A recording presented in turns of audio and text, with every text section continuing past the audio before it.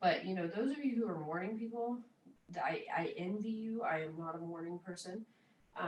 Those of you who are not morning people and you still show up on this Zoom, like, cheers to you guys for sure, because it definitely sets the tone for your day when you start your day this way. Whether you're doing Thrive full time, whether you're doing Thrive, you're trying to do Thrive full time, but you have, a job.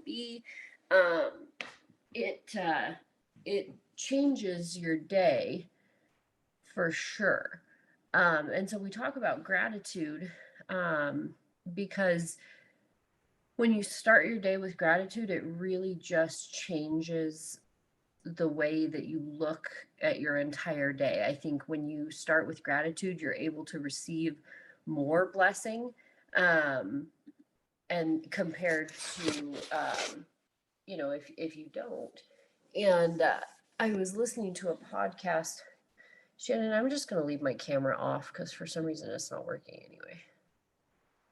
Oh, wait, maybe. No worries. Yeah, that's super weird. I don't know why it's all blacked out like that. Weird. So I'm just going to stop my video. Um, I was listening to a podcast, and the gist of the podcast was, a lot of times we will forget to be grateful for where we are right now and forget to be grateful for what we have right now. And we will miss out on bigger things because we're not allowing those things in. Becoming 200K isn't going to make you happy. I think that's one of the biggest misconceptions that we have in this business. And maybe you're brand new here. I can assure you that becoming 4K is not going to make you happy. Becoming 12K is not going to make you happy. An auto bonus is not going to make you happy.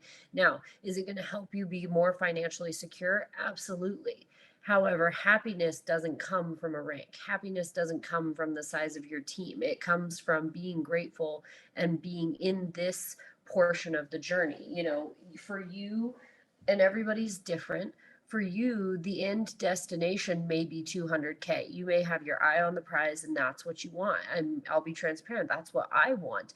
And I'm a solid 40K right now, and I have been for the past year, and I haven't moved past that. But the thing that I'm starting to realize is that if we don't celebrate the in between part, if we don't celebrate the little bit of volume growth, if we don't celebrate the new promoter, if we don't celebrate the Thrive for free, even when we do become 200Ks, we still need to celebrate Thrive for free. There's all of these things that are part of the journey that if we don't allow ourselves to be grateful for those gifts and accept those gifts, we're going to end up eventually at that 200K, or we're going to end up eventually walking across that millionaire stage and be shocked that it didn't automatically make us satisfied and fulfilled, and have that moment of I have arrived. And it's because we didn't enjoy the journey. So I think that's why gratitude is so important. So hopefully you guys had a moment to do your gratitude, and my talking through it wasn't super distracting. We're just going to keep rolling right along. As far as hi Star, I'm so glad to see your name on here. I don't think you've been on the past few times that I have, so I'm so glad. So company updates. The only thing that I'm going to talk about is the call. So we have a State of Lavelle call tonight. I don't know what they're going to talk about. None of us do. However, I will tell you that this time last year is when they announced the big news of rank advancements. I don't think they're doing rank advancements again. That's not what I'm saying. I'm just saying that if there is a major call of the year, it's the first State of Lavelle call of the year, every single year. It's something big, it's something monumental. They've already said that they're going to be talking about new incentives, they're going to be talking about new strategies, they're going to be talking about new products. Everybody say a prayer that one of those gummies that they're coming out with is going to be a children's gummy, because they told us they were going to do a kids product again and they took it away, and now they're coming out with gummies. So I'm thinking that maybe we're going to get a kids gummy. That's just me wishful thinking. But Anyway, so the State of Lavelle call is happening tonight. I will tell you guys, it fills up fast. Don't panic if it does fill up. Keep trying. Okay, so I recommend getting on at least 10 minutes early, if not earlier. Okay, I will hop on 30 minutes before and just mute my phone. I'm super weird about that, but that's what I do to make sure that I have a spot on the call. Don't panic if you don't get on the call, because top leaders will go live with the call in various team pages. So as soon as those go live, we'll start sharing. So if you can't get on the call, don't panic, but do keep trying, because as people hop on and off, you will be able to get on. I'm going to open up the chat so I can actually see what you guys are talking about. Okay. So today, you guys, unless anybody can think of anything, that you can put it in the chat as far as announcements, but I really think the call is about all we need to focus on right now for that. I have my list here. Let me pull this up. Let's see. All right. And I'm not going to even talk about Ultimate Thriver because registration ended yesterday. Oh, auto ships ran last night. That is something worth mentioning while I pull up my notes. Auto ships for the 5th ran last night. So make sure you're doing your follow-ups. Make sure you're doing your reach outs. Don't ever be afraid to reach out to someone, because a lot of times it's just like a random bank block, or if someone comes back and says, yeah, honestly, it just wasn't in my budget this month, then find out what is in their budget. You don't want them to stop thriving for their own health. So, go in with the approach of, I completely understand. I have been there. Is there a budget that you're more comfortable with? And that way we can put together something together that fits your budget, that you're comfortable with, but that way we can continue on your Thrive journey with you and you don't have to skip a month. So don't be afraid to do those reach outs. Okay, let's get into the nitty gritty. Let me get a drink of my shake first. I'm trying the fudge brownie shake for the first time this morning. It's pretty good. It is pretty good. We are going to, I don't like the caramel star. I don't like it. I'm so boring. I really only like vanilla. And Kenneth only likes chocolate. We're super weird, but this is all right. I could jive with this as like a sweet treat. Okay. So today we're going to be talking about branding and understanding your audience. And I will relate this back to Thrive, but a lot of this conversation, you guys, you're going to be like, wait, what does this have to do with Thrive? I promise you it has everything to do with Thrive. So just track with me. Okay, when it comes to branding specifically, what we're talking about is, for example, and I'm going to break it down really, really simple. Nike is a brand. When you think of Nike, what do you think of? Put it in the chat. We're going to be interactive this morning. I want you guys awake. I want you interacting. I want you present. Sports. Okay. What else? What do you guys think of when you think of Nike? Just do it. So the logo, the slogan, yes, shoes. Okay. So Nike has effectively branded itself. It is, i.e., a brand, correct? Like it when you see Nike, you know what it is, you know what they're about, and you know what you're going to get. Like if you walk into a Nike store, it is very clear to you what you're going to get. Nobody's going to walk into a Nike store and be like, "What? Like I thought this was a makeup store." Like that's not going to happen. Because they have effectively branded themselves. So when we talk about branding when we talk about you branding yourself, we're talking about how people are going to perceive you. So if you're taking notes this morning, that would be my definition of branding. Branding is how people will perceive you.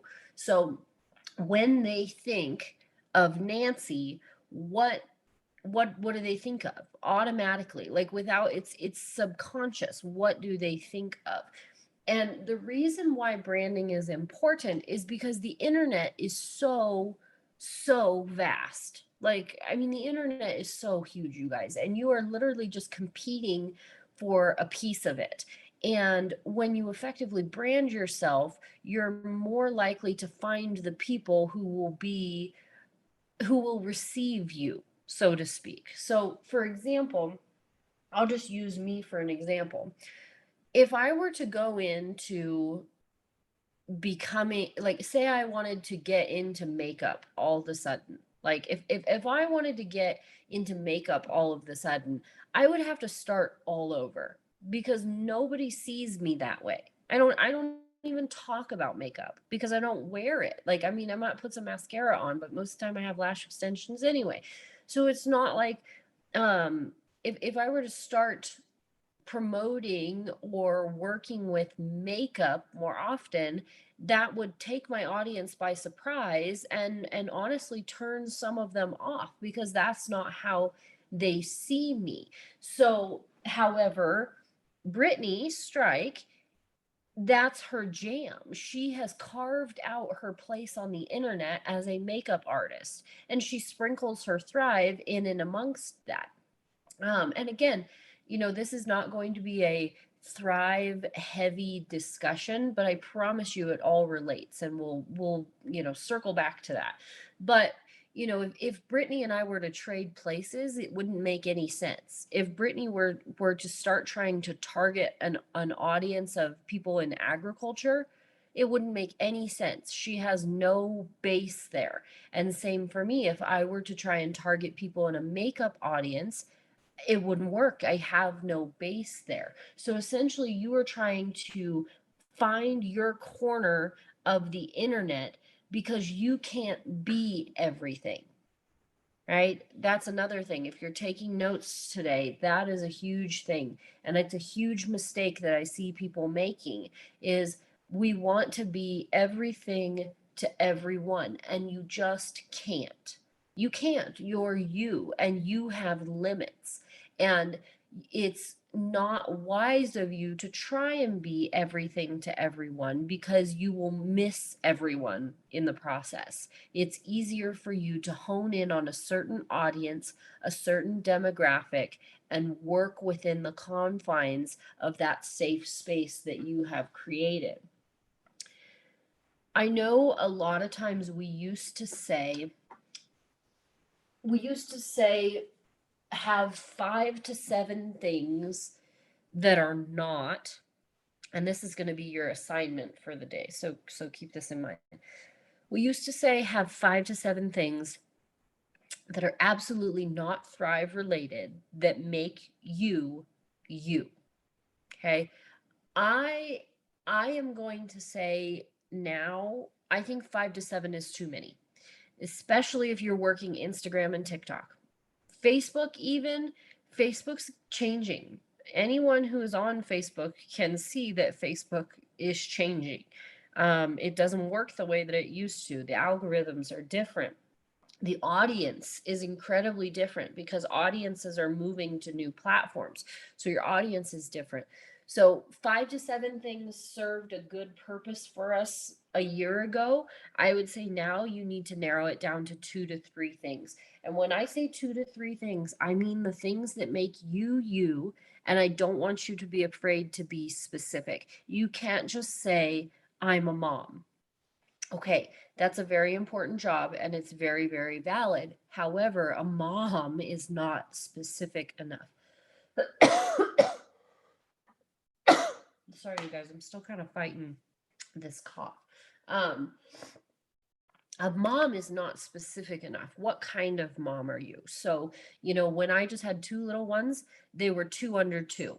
Okay, so that's very specific. I was in a lot of groups and I talked a lot about 2 under 2. I didn't just talk about my kids. I always kind of worked in there that they were 2 under 2 because it made me different, but it also made it so people who could resonate with that were drawn to me. When my third was born, they were 3 under 3. I automatically started branding myself as a mom of 3 under 3.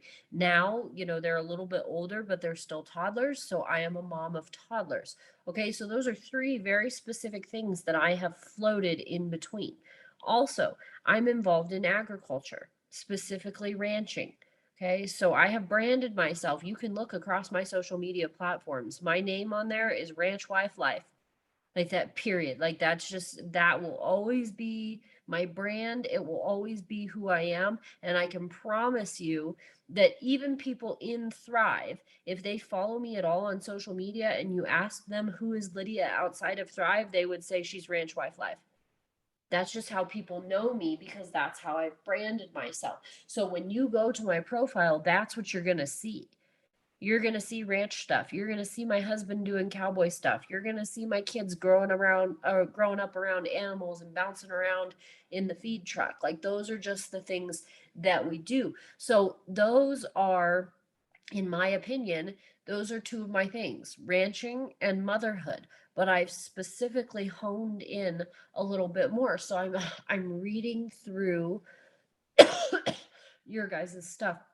So Star, Christian mom is an incredibly hard demographic to break into because there are some incredibly large influencers in that sphere that have kind of like cornered the audience. However, you can incorporate that identity into homeschool mom and toddler mom. So, I always incorporate my faith into my stories, into some of my posts. Like it's very apparent to people that I am a believer. However, it's not necessarily one of my 2 to 3 things because I understand people are not coming to me specifically for that. Shannon, you and I have talked about this before, but someone who is in recovery and has also survived abuse, that is huge, absolutely huge. Mom of 2 toddlers, Erica. So toddler mom is a big one. And a lot of times we used to focus on our hobbies, and I would say honestly, unless you're going to make that hobby your identity, don't make your hobby your 2 to 3 things, so to speak, because essentially what you are doing is you are telling people this is who I am and this is why you want to follow me. So when people go, and I'm just going to drop my, so you guys can go look while I'm talking, and you guys don't have to follow me. That's not. So this is my Instagram, and then this is my TikTok. Mostly focusing on Instagram today.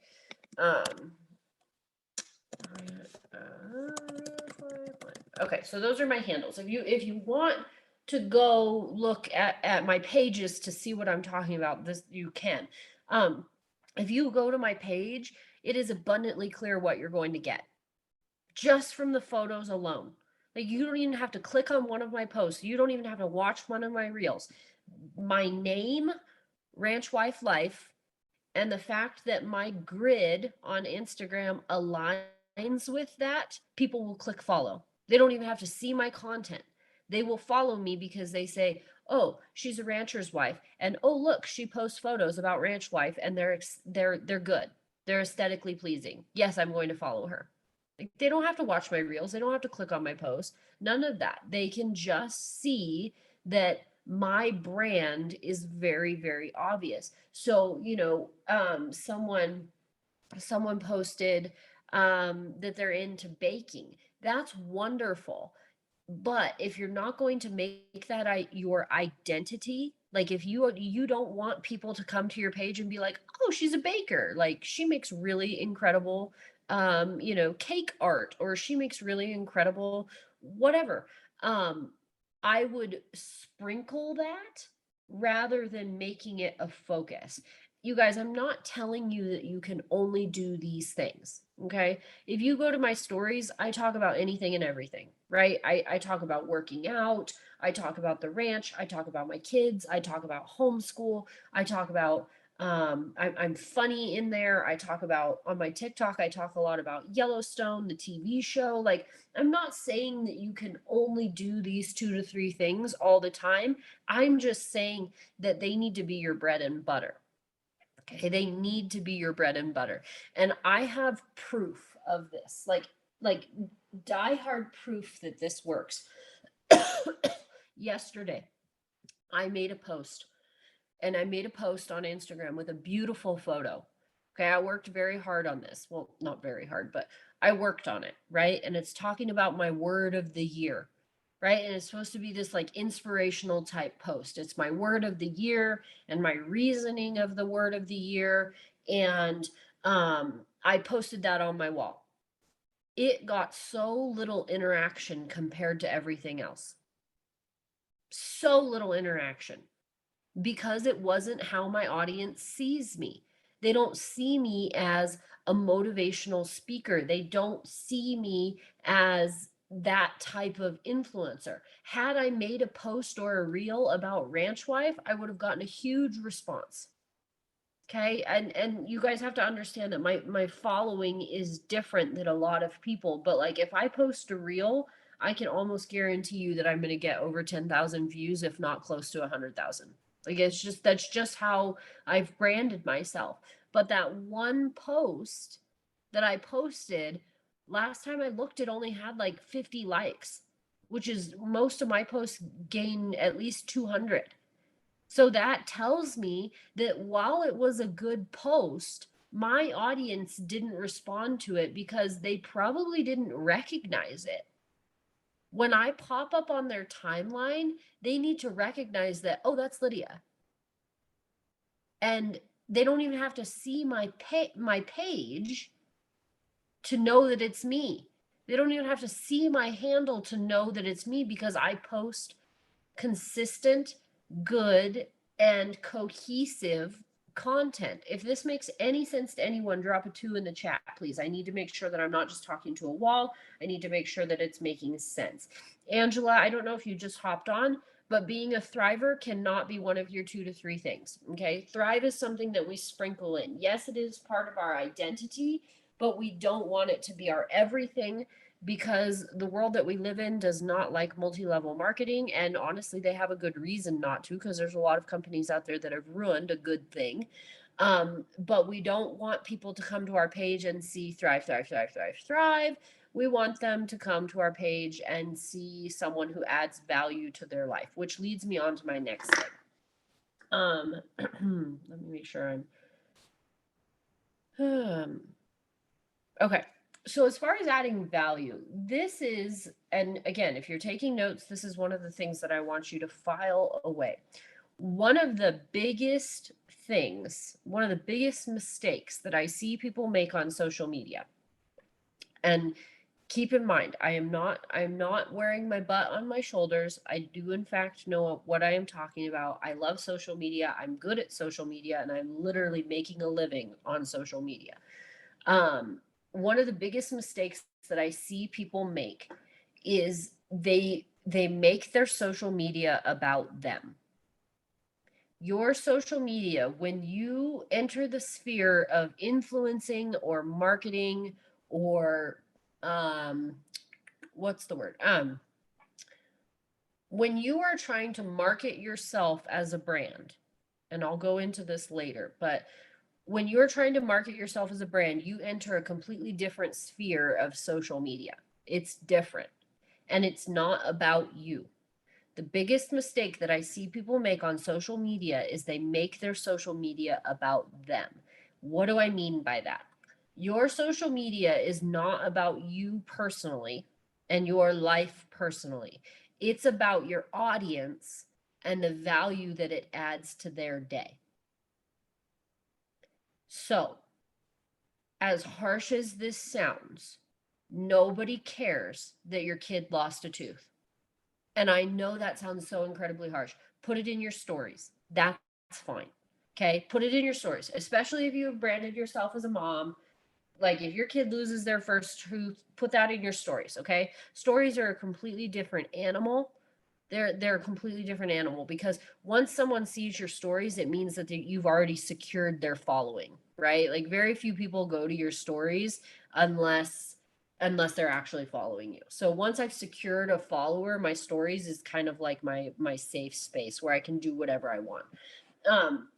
But on your timeline, if you're trying to brand yourself as I'm just gonna go up, I'm going up, I'm going up, I'm going up. Okay, here's an example. Angela, if you're trying to brand yourself as a boy mom, that audience doesn't care that your boy lost his tooth unless you can relate it back to being a boy mom in general. Did he get it knocked out with a baseball at baseball practice? Did he tie a string around it and slam the door? Like, did he do you see what I'm saying? Does this make sense to anyone? Give me a one in the chat. That you've tied it back to something that you can say, being a boy mom is the craziest thing that I have ever experienced. Like, this kid was so adamant about losing his tooth that, he had his brother whack him in the face with a baseball bat. Like, boys do shit like that. And I'm not lying. Like, I have two of them. They're absolutely insane. And they're like toddlers. It's like pure anarchy all day long. So yes, you can brand yourself as a boy mom, but you can't just post a picture of your kid's tooth that says, "Oh, my sweet baby, so and so lost his first tooth and I'm just feeling all the mommy emotions." No, because your audience, they don't care. And I know that sounds so harsh, but I've discovered it with like my ranch life stuff. If you go and look at any of my ranch posts, they always circle back to something generic. Because when I circle back to something generic, it makes it applicable to my audience.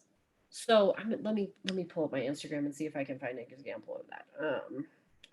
And I'm glad this is making sense for you guys. Um, I'm glad this is making sense. Let me pull up. Can I ask a question about that, Lydia? Yes. If Yes. you like twisted it around like, oh, my boy lost his first tooth, what do you do with the whole tooth fairy thing? Do you think that might be better? Yes. Or tell people what you do. Never, okay, I'm probably going to get myself in trouble here. Okay. So I'm just going to use my TikTok as an example. So those of you who follow me on TikTok, you know that I got TikTok famous because of my posts about the TV show Yellowstone, right? So I have actually started posting like controversial things about Yellowstone, essentially saying that I don't like the show because it gets views. So like I'm not afraid to be controversial in some regards. Like, I don't suggest being politically controversial, and I don't suggest being like religiously controversial as far as like aggressive, I guess would be the word, because just the world that we live in, that can cause a lot of censorship. And that, I'm not saying that's right, I'm just saying it's a fact. But my version is a TV show. So like I'm not afraid to tick people off, because then they're going to go in the comments and tell me that I'm wrong. And what does that do? It doesn't hurt my feelings, it just boosts my algorithm. So, yes, I think if we're using the son lost his tooth, yes, you could say, when I was a kid, we didn't do the tooth fairy. Or when I was a kid, I only got a quarter for a tooth, but I'm not sure like what we should do instead. And make sure that the picture is good. And I'm sorry that we honed in on something as strange as a kid losing a tooth, but it was just the first thing that popped into my head when we were talking about boys. um Make sure that you take a good, well lit photo of your boy holding his tooth. He's so proud and he's got his missing front tooth, and and he's holding it up. Don't just take a picture of like the tooth. That doesn't draw people in. But yes, Shannon, you're exactly right. That would be a great way to circle it back into something generic and make it about your audience, not about you. Because you're Lydia, asking them for their opinion. Yes. I'm sorry. I put in the chat, so I want to make sure I'm understanding, given a different example. So people basically know me as a homeschool mom. Now, when I post about Abel learning how to write his letters, I have spoke about like different programs we use, so like ABC Mouse and how it helped with that, and that I recommend it for homeschooling. Is that kind of the right idea? Am I doing Yes, that correct. right? Okay. Yes, because and this was one of my notes that I have. I was looking for one of my Instagram posts to use as an example, but oh, okay. So, okay. If you guys are on my profile, and I know some of you guys are driving, so I don't expect you to do this, but if you go to my Instagram and you go most of my stuff is reels, so that's why it took me a minute to find it. If you go 1, 2, 3, 4, 5, 6 rows down, the first photo is our wedding photos. Okay. And if you go and read the comment, it has 1,400 likes. Okay. So, and I'm not even sure how many accounts it reached, but it has 1,400 likes and it got shared a ton. And the reason, if you go and look, oh, where'd you go? There you are. If you look, I didn't post this and say, wasn't my wedding the most beautiful day on planet Earth? I could have said that because I think it was. But I didn't say that because what would that caption communicate to people? It would communicate me, me, me, me, me, me, me. It's not about me. It's about my audience. The picture draws them in. Okay? They look at the picture and they go, that's a really pretty picture. Or that's a really pretty wedding. How did I solidify myself as a brand? In the caption, I talk about something completely unrelated to me, outside the fact that I'm married and I'm a wife. I talk about how marriage is hard. I talk about the commitment that you have to make to someone after you get married. The photo just pulls them in. The caption is what makes them see the value in my page. And that is what, and that's just the first one that I saw. When you are there to add value, not vanity. Vanity is me, me, me, me, me. My family, my family, my family. Okay? Me, me, me, me, me. Aren't we cute? Aren't I cute? Aren't we fun? Okay? That's vanity. You're there to add value.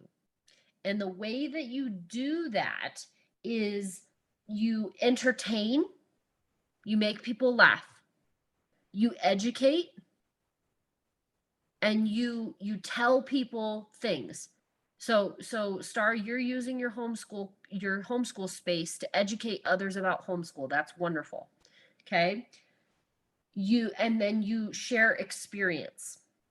And you share experience. So if you have an experience that is only relevant to you, that's not an experience that people can relate to. Shannon, your experience of recovery is incredibly relatable to people. If you share your experience, even though it's your experience, people are going to relate to that as long as you educate them in the process. Okay? So again, you're there to add value and not vanity. You're there to entertain, educate, and experience with your followers. When people come to my page, I want them to be entertained. I want them to be educated in some way, shape, or form. And I'm not saying you need to have a TED talk every day. I'm just saying, like, they're either going to learn something about you, they're going to learn something about whatever that is that brought them there. Like, there's a smidgen of education in there. Okay, you don't ever want to get preachy, right? Like, we don't ever want Star to stand on a platform and talk about the benefits of homeschooling that's as stale as a saltine cracker. No, we want her to weave in tips and tricks and advice and those kinds of things that engage her audience. And then you want them to experience with you. And so that's how we add value, not vanity. The other thing when it comes to content, and hopefully I'm not jumping too fast. When you see so if you're following other people who are successful at social media, and maybe they're not even thrivers, but I'm sure you're following some thrivers that you admire, and you're like, man, I love the way that she edits her photos. Man, I love the way she writes her captions. I love the way that she said that. I wish I could say that. If you are inspired by someone, you can use that inspiration to create your own stuff. But don't copy and paste, appreciate and duplicate. Okay, don't copy and paste.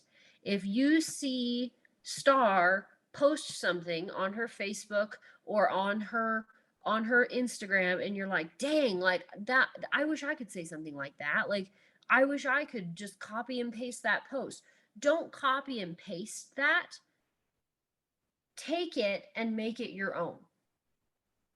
Take it and make it your own. You guys, when I'm making TikToks, I am not getting that inspiration out of thin air. When I'm going through the For You page, I am literally on the hunt for content. Okay. And when I see content, if I can't make it my own, I won't do it because I'm not going to copy someone. People have gotten in big trouble for that. um, there was actually a story, not to go off on a tangent, but there was a girl who literally copied someone's TikTok video, like did the same exact thing, used the same exact words, used the same exact audio, and she copied it verbatim, and hers went viral, but the original one didn't. But someone saw the original one and essentially called her out for plagiarism. And it was like a thing. And I'm not, obviously there wasn't like legal action or anything, but copy and pasting, whether it's recreating a reel and doing it exactly the same, is not going to benefit you in any way, shape, or form, because in reality, you're not being you. So a lot of times when I'm scrolling the For You page on TikTok specifically, and I see a reel or I hear a sound and I'm like, oh, that's so good what they did. Obviously, I'm going to like their stuff. I'm going to comment on their stuff because I'm appreciating them, right? They're a creator. I want to appreciate them. But then I'm going to look at it through the lens of, okay, this is a younger cowgirl who was joking about dating cowboys. How can I change this and use this audio and use this trend, but talk about being married to a cowboy? Right? Because that's my audience. I don't want her audience. She's 17 years old and is dating a bull rider. Like, I don't want her audience. I'm got 3 kids and I'm married to a cowboy. So how can I appreciate hers and use it as inspiration, but then turn it into my own? And you guys, that's what I do. I don't come up with this stuff out of thin air. I don't. There are millions of creators out there that are giving you ideas. If as long as you appreciate what they're doing and go and try to duplicate what they're doing without copying it or plagiarizing it, you are going to add value to your followers. Teresa, I'm reading. Lydia, do you just do reels about ranching or do you put Tribe in there too? I have done, okay. On Instagram, I have in the past, like if you scroll way back, I used to do Thrive reels. I have not seen myself gain customers from that. However, I know people have.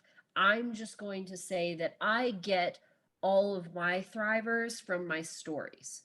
And like I said, it's because by the time they see my stories, they know me, they like me, they trust me to some extent, right? Like if they're spending time watching my stories, they already think I add some kind of value to their day.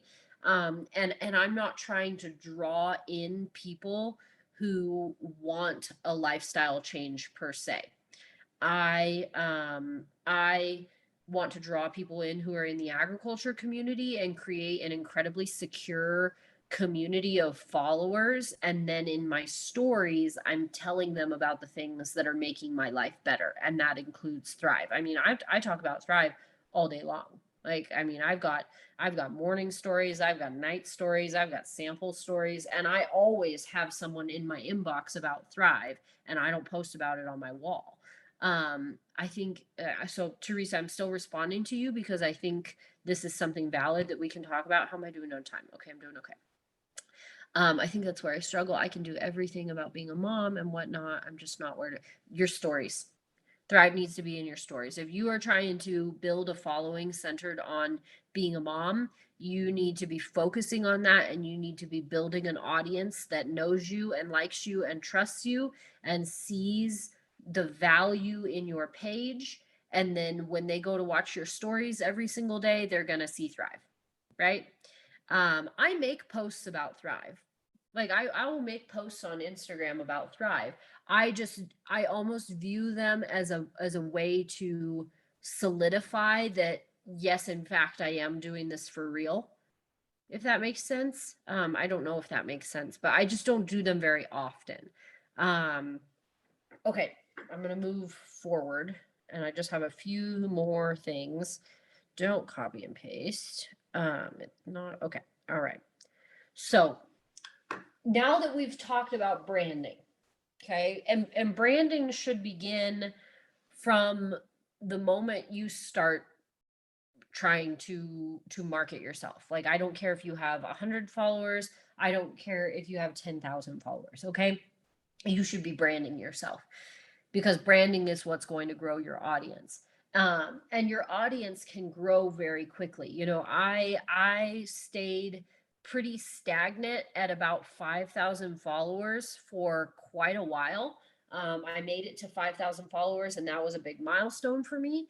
And then I kind of just stayed there. It was a great community of solid, loyal followers that I had created, and definitely I was seeing growth in my business from that. And then literally all of a sudden in the month of December, I went from like 6,000 to 10,000 in what felt like overnight. Why? I don't know. Like the algorithm was hitting, my reels were hitting, and people were coming to my page and they were like, this girl is adding value to our community, follow. And so now I have a community of, of 10,000 plus people that are following me. Some of those are bots, some of those are fake. I don't necessarily trust those numbers, but it means something when your story views go from an average of like 80 to an average of 300. Okay, that's a lot of new people that are seeing my stuff, but it literally felt like it happened overnight. But I've been branding myself this whole time. I didn't change anything.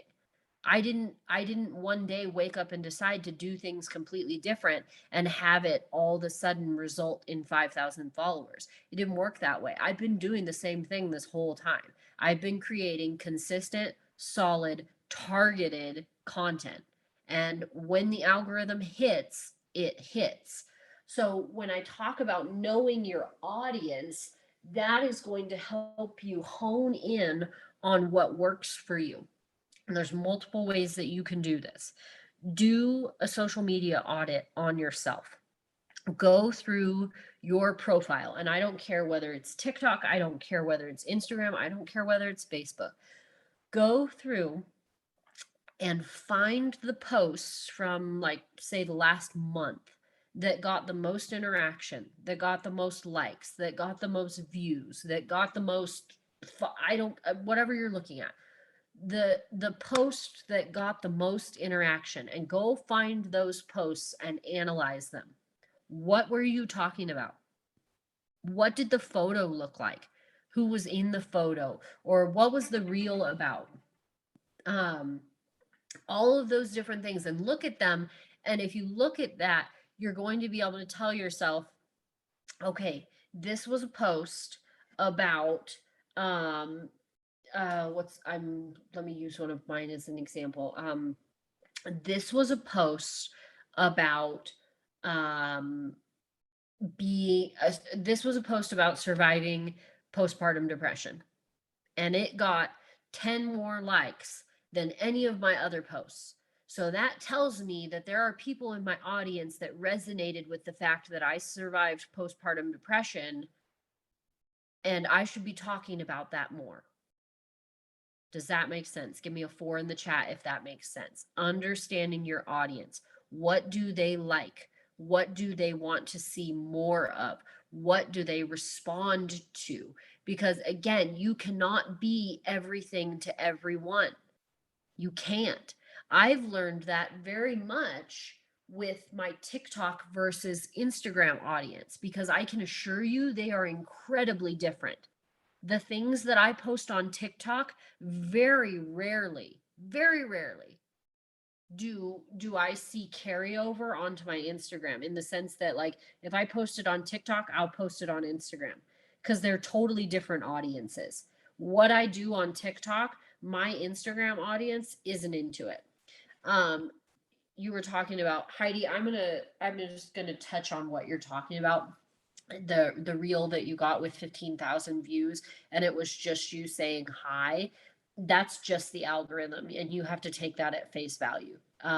Whether it was the audio or whether it just hit the page at the right time, if it's not something that you're doing that's adding value and it's just something silly like that, I wouldn't give it much credit. I mean, yes, it's great that it got 15,000 views, but again, views, I have a love-hate relationship with views.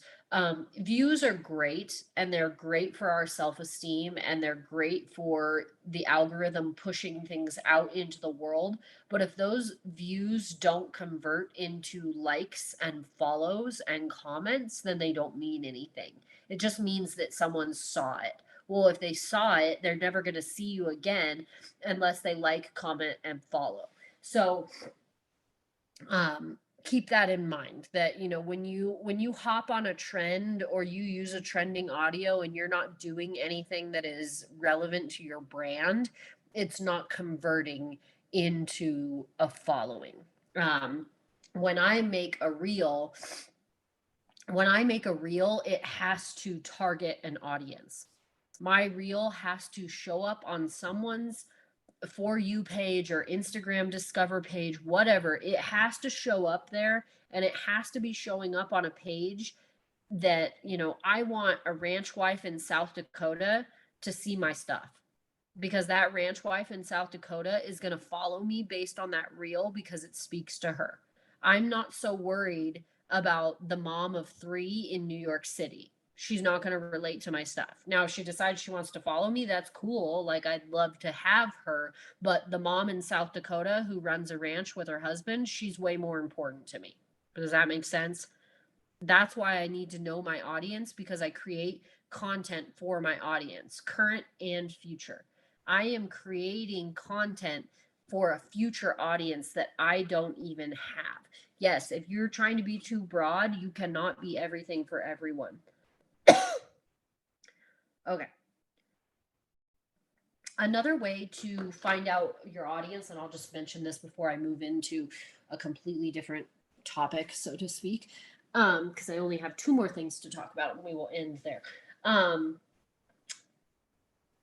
Do a poll in your stories. So I wish I would have saved it so I could have shown you guys. I did a poll series about a week ago, because like I said, like, I had a huge follower increase and I didn't know who was following me. I didn't know where they came from, and I didn't know why they were there. So I did a poll series, and I used really good photos that represented our family and our way of life. Okay. So, like, really good ranch photos. And I created this poll series where I went through, and it incorporated questions and polls. And I would have like so I had one photo, and it asked my followers, are you a guy or are you a gal? Like, what gender are you? And then the next slide asked if they were married or single. Okay, because I wanted to know, like, do I need to be posting more content just that's generalized, or should I be honing in on my marriage? And then I asked what their age group was. So I did one of those like quizzes when I asked people, are you over 40? Are you under 35? Are you under 18? Just to get an idea of what was the demographic of my audience. Then I did a poll that asked if they had kids or not. Then I did a question where I asked, how did they end up here? How did they start following me? Did they come from TikTok? Did they come from my mom's stuff? Did they come from my ranch life stuff, which 99% of it was ranch life stuff. That's why they were all there. So, kudos to me, because that tells me that I'm doing what I'm trying to do. And then I asked them what they wanted to see more of. Did they want to see more ranch life? Did they want to see more faith? Did they want to see more mom stuff? Did they want to see all of the above? And they said all of the above. So now I know exactly what my audience wants to see because they told me. They're there for a reason, right? They're following me for a reason. Now I know why, and now I can continue to duplicate that over and over and over again every single day. So a poll is a great way to find out why people are following you. Okay. So now we're gonna circle everything back to Thrive. Okay. And Teresa, maybe this will give you a little bit of clarity on what you were talking about. Okay. So we're gonna circle back a little bit towards Thrive. Okay. Oh, was that on Insta? Oh, Instagram. I do everything on Instagram. It carries over to Facebook. But I don't spend a lot of time worrying about content on Facebook because how do I put this? My Facebook friends are a lot more forgiving because the Instagram algorithm, like you need to give off the influencer vibe, if that makes sense. But any of my stories that I post on Instagram, they automatically post on my Facebook because they're connected. So I don't have to worry about posting them in two places. Plus, I think Facebook's poll system, like the way that it looks, I don't like it. Instagram is way better for that. Okay, so let's draw this back to Thrive. The way that you share Thrive is you show people that there is something different about you. Your glow up, so to speak, is not just results photos. Like, period. Like, showing people that your life is better because of these products, showing people that you are happy, showing people that you have energy, showing people that you care about your appearance. And like, I get it. A lot of us are moms of little kids. And like, I washed my hair for the first time in 4 days. But that does not mean that I, don't make myself look presentable as much as I possibly can. Because your glow up is how you show people that there is something different about you. I will stand on this fact every single time. When someone gets in your inbox about Thrive, they don't care what Thrive is. They don't. They don't want to know the science behind it. They don't want to know, they might ask you what the ingredients are, but like they didn't jump in your inbox for you to jump down their throat about the science behind Thrive. They got in your inbox because they saw that there was something different about you. You have something that they want. And the only thing that they can come up with that makes you different is this stinking Thrive stuff that you post about all the time. These purple capsules that you are talking about in your stories every single morning. That's the only thing that makes you different from them. They're following you because they relate to you, but you're happier, you're more vibrant, you have better friendships, you have this community of people, you get to go on these vacations, you drive a car for free, you just got paid for doing nothing essentially. All of these things, the only thing that they know is whatever this thing is that you're talking about, they want it because it makes you different. They're not in your inbox for Thrive. They're in your inbox for the thing that is making you you. So your glow up, so to speak, you can incorporate that into your brand constantly, right? By presenting yourself in a way that makes you a product of the product. Okay? When you get up in the morning, I don't want to see stories of you right after you get out of bed with eye boogers and drool stains on your shirt talking about how these capsules make you a better mom. Okay? No, I want you to brush your hair. I want you to, slap your cheeks a little bit, get a little bit of color in them, get the eye boogies out of the corner of your eyes, and then put a smile on your face and say, "Good morning, everyone. I hope you're having an awesome morning. I woke up. I'm energized. I'm ready to take these capsules. I'm going to have an amazing day with my kids. This is what we're going to do. Blah, blah, blah, blah, blah, blah, blah, blah." Does that make sense? Give me a 1 in the chat if that makes sense. You are a product of the product. They're not there for Thrive. They're there because you have something that makes you different. It makes you different, and that's what they want. You need to be sharing these friendships that you've created. You need to be sharing these commissions that you earn. You need to be sharing your favorite products and what they do for you. You need to have yourself put together and present yourself in a way that shows that you're getting better. Share your self-development. If you never did self-development before Thrive, you need to be sharing it. I share my Bible study all the time because it communicates to people that I have the time and the energy and the mental capacity to sit down and do Bible study. And other women with 3 small children are going to go, what the hell? Like, how does she have time to do that? How does she have the mental capacity to sit down and do 20 minutes of Bible study with 3 kids in the house? There's something different about her. What makes her different? And by process of elimination, they're going to figure out that it's Thrive, and they're going to reach out and they're going to ask. Okay, I think I had one more thing I wanted to say. Nope, I covered it. Ta-da! Okay, does anybody, I think I have time for, I literally have time for one question. So the person that unmutes themselves first gets to ask the question.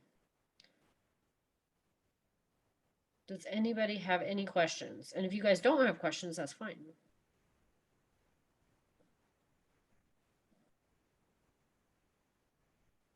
Okay, we're going to call it good for the day. All right, Shannon, I'm going to let you guys close us out. Well, I am guys, going to thanks for ask a being on. question. Oh, ask the question. Okay, so for people just starting with, getting their niche down and everything or figuring it out, do you suggest doing all platforms or just sticking with one platform? And if just one Ooh. platform, which one do you suggest they start with? Good question. That's a great question. I'm going to use myself as an example. I only had Facebook until probably about March of this year. Well, last year. I guess we're in a new year now, right? So I've had an Instagram in the past, but I deleted it. And so in March of, we're going to say March. So March of 2021, I made a new Instagram and I started over from scratch. And the reason why I did that was because I had this epiphany that when I was trying to worry about how to create Instagram content and how to create Facebook content at the same time, it was stressing me out because it was too many things. And so I didn't even start an Instagram until Facebook was literally something I could do in my sleep. And like I said, Instagram or Facebook is changing, but I will never knock Facebook because it's how I started my business. Okay, so until I had grown my Facebook community astronomically from groups, and I knew how groups worked, I knew how to effectively use groups to grow my network. I could do 3 posts a day in my sleep. I knew how to do interactive posts. I knew how to post good content. All of that, right? I could literally do Facebook in my sleep, and I had the proof that it was working because I had people in my inbox. I had people messaging me, and sometimes they weren't even messaging me about Thrive. They were just messaging me about, like, hey, I saw your post about how hard marriage can be, and I just really appreciate that. Thanks for sharing. Like, even those things validate that what you're doing it well. So then once I knew how to do Facebook in my sleep, I restarted my Instagram and I dedicated my energy to figuring out how to do Instagram. I think I actually started my Instagram back up like 2 weeks before they started doing reels.